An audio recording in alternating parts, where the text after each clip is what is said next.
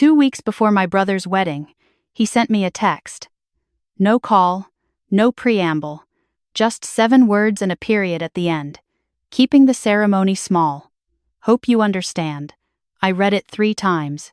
Then I set my phone face down on the kitchen counter and stood very still, listening to the refrigerator hum. He didn't say I wasn't invited. He didn't have to. I had driven 4 hours in a snowstorm last January to help him pick out her engagement ring. I sat across from the jeweler for 2 hours while my brother agonized over the setting, the cut, the band. When his card got declined at the register, I put down the deposit without him asking. I just did it. That was who I was in our family, the one who just did things, quietly, without being asked, without expecting anything back. And now he was keeping the ceremony small, and somehow that meant there wasn't room for me. I didn't reply. I didn't call him. I didn't text my mother asking if she knew, even though I was certain she did. Instead, I opened my laptop, found a flight to Santorini, and booked 2 seats. My name is Claire Hartwell. I'm 29 years old. I'm a licensed architect at a firm in Chicago that just won a regional design award for a mixed-use development I led. I run 6 miles on Sunday mornings. I make excellent risotto. And until 2 weeks ago, I believed that being dependable was the same thing as being loved. My boyfriend James was in the living room when I walked in from the kitchen. He took one look at my face and put down his book. I handed him my phone. He read the text once. His jaw tightened, which is the closest James ever gets to visibly angry. He handed it back. "When do we leave?" he said. That was it. No dramatic speech, no outrage on my behalf, no interrogation about what I'd done wrong or how I should respond. Just when do we leave? I think that's when I understood, fully, and without ambiguity, that I had chosen the right person. We flew out on a Tuesday. I told no one where we were going. I deleted the calendar notification that said Daniel's wedding, and I did not feel guilty about it. I turned off my phone when we reached cruising altitude, and I didn't turn it back on for 3 days. Santorini in late September is quieter than the summer crowds suggest. The tour boats thin out, the restaurants get their tables back, the sunsets stop feeling like a performance and start feeling like something private. Our room had a terrace that looked directly over the caldera. White walls, a bed with linen sheets that smelled faintly of lavender. I stood on that terrace the first evening and watched the water go dark, and I thought about my brother, and then I decided not to think about my brother. James brought me a glass of wine and sat beside me. Neither of us spoke for a long time. "I keep waiting to feel worse," I said eventually. "Maybe you already processed it," he said. "On the plane. Maybe?" He touched my hand. "Or maybe it's not really about the wedding." He was right, and I knew it. The wedding was just the most recent entry in a ledger that had been accumulating since I was about 12 years old. My brother was 4 years younger than me, and from the time he was old enough to understand that he could, he had understood that I would cover for him, absorb for him, smooth things over for him. I did his college application essay. I co-signed his car loan when he was 22 and already had 2 missed payments on a credit card. I flew home for Thanksgiving even the year our firm had a critical deadline, because my mother said it would break her heart if I wasn't there, and then neither she nor my brother asked me a single question about my work the entire 4 days. I was the invisible load-bearing wall, the structure everyone counted on and no one noticed until something cracked. The morning of my brother's wedding, James and I had breakfast on the terrace. Greek yogurt and honey and coffee so strong it made my eyes water. We had already decided we would spend the day at a small beach a local restaurant owner had recommended, a cove accessible by boat that most tourists never found. I wasn't going to refresh social media. I wasn't going to count the hours. I was going to put my feet in the Aegean Sea and feel the sun on my shoulders and not perform grief for an audience of 0. We were on the boat, about 20 minutes out from the harbor, when James's phone buzzed. He glanced at it the way you do when you're expecting a work email. Then his expression shifted. He turned the screen toward me without a word. It was a TikTok someone had reposted, with a caption that just said, "Watching this in real time, cannot look away." The video was shaky, clearly filmed on someone's phone from a table near the back of an outdoor reception venue. I could see white floral arrangements, the soft blur of string lights, the shoulders of guests in formal wear. And in the center of the frame, my future sister-in-law stood at the front of the reception space, her wedding dress slightly askew at the shoulder, her face a particular shade of red I recognized from the one time I had ever seen her truly lose her composure. She was not speaking quietly. I specifically said peonies. I said it in writing. In writing. And what is that? What is that? She was pointing at the centerpieces. A coordinator in a black blazer was attempting to respond. My brother was standing 2 feet behind his new wife, hands loose at his sides, looking at no fixed point on the horizon. The video cut. Then a second clip picked up, filmed from a different angle. In this one, the camera caught the coordinator's face, calm, professional, the expression of someone who had been trained specifically not to react. She was reading from a tablet. She said something about a vendor substitution due to a last-minute supply issue. My sister-in-law said something in response that I couldn't fully make out, but the words "know how much this cost" were audible over the ambient noise of 300 people trying very hard to look anywhere else. I pressed pause and handed the phone back to James. "Was that who I think it was?" he said. I nodded. He said nothing for a moment. Then, "Do you want to go back?" I looked out at the water, which was so blue it seemed artificially saturated, the kind of blue you see in photos and assume has been edited. A pelican sat on a nearby rock, completely unbothered. "No," I said. "Absolutely not. We went to the cove." I swam for an hour. I floated on my back with my ears submerged and listened to the muffled underwater quiet, which sounds like nothing else in the world, and I thought about how strange it was to feel so calm. By the time we got back to the room, my phone had been off for most of the day, but James had his on and he'd been monitoring things with the detached interest of someone watching a nature documentary. He sat me down on the terrace with a fresh glass of wine and showed me the timeline. The TikTok had started circulating mid-morning. Someone at the wedding no one had identified who yet had apparently filmed more than just the floral confrontation. There were clips from the cocktail hour, from the toasts, from a heated conversation near the photo booth that seemed to involve my mother and my sister-in-law's mother, both gesturing broadly with champagne flutes. The comment sections were what people always say they are when something like this happens. Brutal, certain, very occasionally insightful. But the clip that had really caught traction was different from the rest. It was only 40 seconds long. It had been posted by someone with the handle at Overheard Wedding, and the caption just said, "The best man did not have to go this hard, but here we are."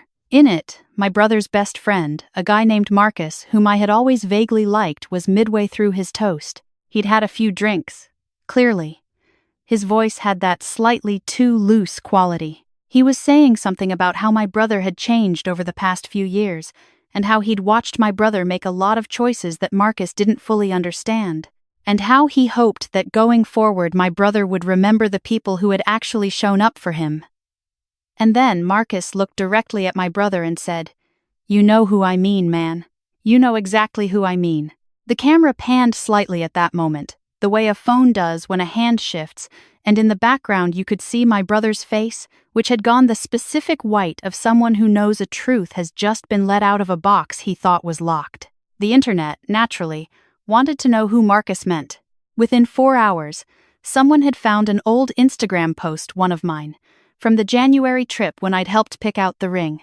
It was just a photo I'd taken outside the jewelry store. A wide shot of the snow-covered street, tagged with the city. Nothing identifying, nothing dramatic, but it was enough, combined with a few other small threads people had pulled, for a loose consensus to form in the comments. "There's a sister," not my name, not my face, just, "There's a sister." I read through about 40 comments, and then I closed the app. James was watching me from across the small table. The sun was almost down. The caldera had gone that deep orange pink that makes you feel like you're inside a painting. "You okay?" he said. I considered the question honestly. I think so.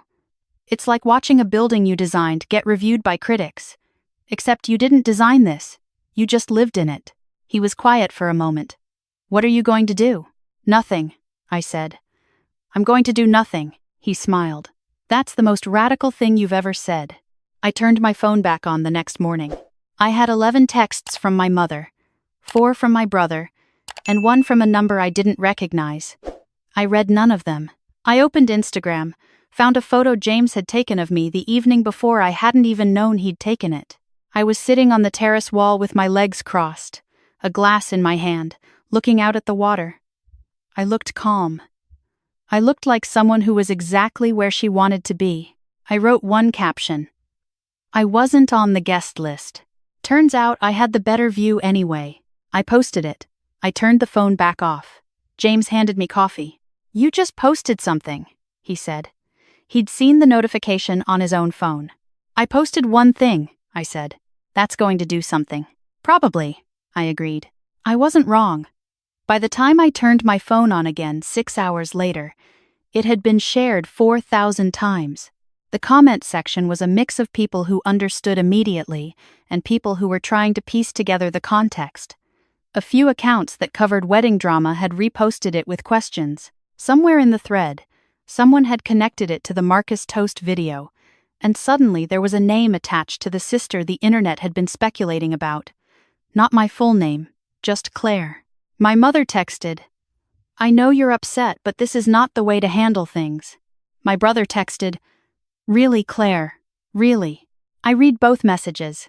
I put the phone in the nightstand drawer and went to find James, who was reading on a sun lounger near the infinity pool, looking, as he always did, as though he had been placed there by a production designer. My mom says this is not the way to handle things, I reported. What way would she prefer? The usual way. Quietly, with no one ever knowing anything was wrong. He lowered his book. And how has that worked historically? Very poorly, I said, and sat down next to him. The next morning, there was a voicemail on my phone from a number I didn't recognize. I almost deleted it without listening, but something made me play it. The voice was my Aunt Ruth, my father's older sister, someone I hadn't spoken to in over 2 years, not because of any conflict, but simply because she existed on the periphery of family events, and I had learned not to expect warmth from that direction. She sounded different on the voicemail. Not cautious, the way relatives usually sound when they're about to deliver something complicated. She sounded deliberate, like someone who had thought carefully about what they wanted to say before saying it. Claire, she said, I've been watching what's happening, and I think it's past time I told you something. Your grandfather's estate was not settled the way you were told. When he died, there was an account, an investment account, that your father's family had contributed to for years. Your grandfather updated the beneficiary designations 6 months before he passed. He named you as the primary. Your mother knew this. She convinced your father that the paperwork was outdated and the designation had lapsed. It hadn't. I have the documentation. I've had it for 3 years and I've been a coward about it. I'm sorry for that. Call me when you're ready. I sat with the phone in my hand for a long time. James came out to the terrace and saw my face. He sat down across from me and waited. My aunt just left me a voicemail, I said. Apparently, my mother has been withholding an inheritance from my grandfather for 3 years. He was very still. How do you feel? I thought about it. Like something that was slightly out of focus, just sharpened. Like a lot of things make more sense now. It wasn't rage. It wasn't even surprise, exactly. It was the specific, heavy clarity of understanding that a pattern you'd always suspected had a name and a shape and a paper trail. The preferential treatment hadn't been random or unconscious. It had been sustained and protected, the way you protect anything valuable, by keeping it out of sight. I called my aunt back. She answered on the first ring, as though she'd been waiting. She told me the full story, unhurried, with the precision of someone who had rehearsed it many times in private. My grandfather had always had a particular affection for me, she said this simply, without flattery. He had told her once that I reminded him of himself at my age, the one who held everything together and got the least credit for it. 6 months before he died, he'd visited his attorney and revised his estate documents. The account, which held a significant sum, was to go to me. My mother had been present at a family meeting shortly after his death, during which my father's attorney outlined the assets. My mother had raised questions about the documentation. She had been persuasive, and my father had been grieving and tired, and the conversation had ended with a revised understanding. The account would be divided among the broader family. My aunt had found the original paperwork 3 years later while sorting through her own documents. She had told herself there was never a right moment to bring it up. She had been wrong about that. "I'm not calling you to start a war," she said. "I just think you've spent a long time getting less than you're owed, and I didn't want to be someone who stayed quiet about it." After I hung up, I sat on the terrace for a long time. James brought me water without being asked. The sun moved across the sky with its usual indifference to human problems. Below us, a small boat crossed the caldera, its wake a thin white line that disappeared almost immediately. "Do you want to go home early?" James asked. "No," I said. "I want to stay. I want to have dinner tonight at that place on the cliff. I want to order too much food and watch the sun go down and not think about any of this until I'm ready." He nodded. "Then that's what we'll do." We did. The food was extraordinary. The wine was cold. James told me about a building he'd seen in a magazine that he thought I would love, and I talked about it at length, and for 2 full hours the only thing on my mind was architecture and the particular way the light hit the white walls of the restaurant as the evening fell. When we got back to the room, I sat down with my phone and went through everything I had been avoiding. My mother's messages, which had escalated over the 2 days into a combination of guilt and grievance that I recognized from childhood, each text a slightly different delivery of the same essential point, which was that my behavior was making things difficult. My brother's messages, which were shorter and more direct. "You're embarrassing the family." Then, later, "People are sending Courtney things because of you," as though the TikTok clips had been my production. I read everything. I let myself feel the familiar pull of it, the old reflex that said, "Smooth this over, say the right thing, make the room comfortable again." I felt it, and I let it pass. Then I opened my email. There were 3 messages from accounts I didn't recognize, 2 from bloggers who covered family dynamics and wanted to talk, 1 from a podcast with a name I vaguely knew that covered stories about setting limits with family. And then there was 1 from an address I didn't recognize, with the subject line, "For Claire, no pressure. Just a note." It was from a woman who ran a community organization in Seattle. She said she worked with young women navigating estrangement from family systems, and that someone in her network had shared my Instagram post, and that she had read the comments, and that she wanted me to know that the words I'd written had been read aloud at that week's group meeting, and 3 women in the room had cried. She wasn't asking me for anything, she just thought I should know. I read it twice. Then I put the phone down and looked at James. "I think," I said, "that what I said mattered to people I will never meet." He smiled. "That tracks," he said. "You've always said the quiet things that other people only think." In the morning, I got up early and sat outside while James slept. The sky was still pink at the edges. I opened my notes app and just started writing. Not to post, not to share, just for myself, the list of things I had done for my family over the years, written out plainly, without drama or self-pity, just fact after fact.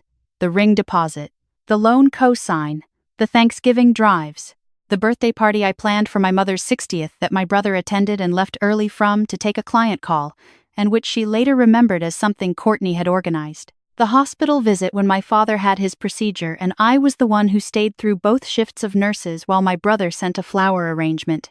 I didn't write it to use it.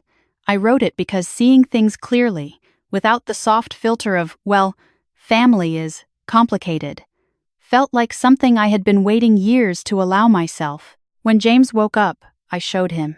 He read it quietly. When he finished, he handed the phone back and said, "You should keep this, not to show anyone. Just so you remember what you actually gave." I saved it. Later that morning, back home on the thread of notifications I was no longer avoiding, I found that the Marcus Toast video had broken past 1 million views. The comment sections had developed their own ecosystem, the way they do when a story has enough texture, people drawing timelines, speculating about the dynamics, occasionally landing on something accurate without knowing it. There was a thread about me specifically that was both oddly affirming and slightly unsettling to read, because the people in it were discussing me with great confidence despite knowing almost nothing about my life. What struck me most was a comment near the top of one thread which had 800 likes. The worst part is she probably spent years convincing herself this was fine. That's what we do. We make peace with being second so we don't have to fight. I thought about that comment for a long time. My mother called instead of texting that afternoon. I watched the screen light up from across the room, and I did not move toward it. When the voicemail notification appeared, I played it. Her voice was composed in that particular way it gets when she is performing calm. "Claire, I understand you're upset, but what you're doing is hurting people who love you. Courtney is devastated. Your brother is stressed. I think you need to think about whether this is worth it. We can talk when you're ready to be reasonable." A pause. "I love you." I sat with the voicemail for a moment. Then I blocked her number. Not in anger, not with ceremony, just as a simple, neutral administrative act, the way you unsubscribe from something you no longer need. I blocked my brother's number next, and then Courtney's, because she'd sent a long message that I didn't read past the first 2 lines. I felt nothing dramatic when I did it, just a kind of airiness, like a window that had been painted shut for years finally opening. James appeared in the doorway. "Everything okay?" "I just blocked my family," I said. He sat down next to me. "How do you feel?" I thought about it genuinely. "Lighter than I've felt in years," he nodded. Then, "Do you want to call your aunt back today?" I did. We talked for 40 minutes. She gave me her attorney's contact information. She told me the process would take time but that the documentation was clean. I told her I wasn't doing it for the money. She said she knew, and that it was worth doing anyway, because some things need to be made correct regardless of what it changes. I agreed. When I posted again, 2 days later, it wasn't about my family. It was just a photo of the view from our terrace on the last evening the caldera, the last light, the white buildings holding the gold of the sunset. The caption was simple. "Some places make you remember who you are before the world told you who to be."